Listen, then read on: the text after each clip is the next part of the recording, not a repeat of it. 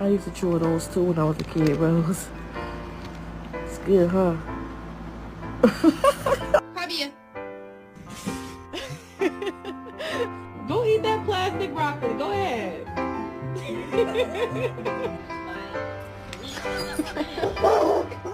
My real name is Jennifer.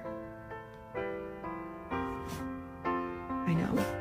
And people call me Jen. Gentle. Oh my god.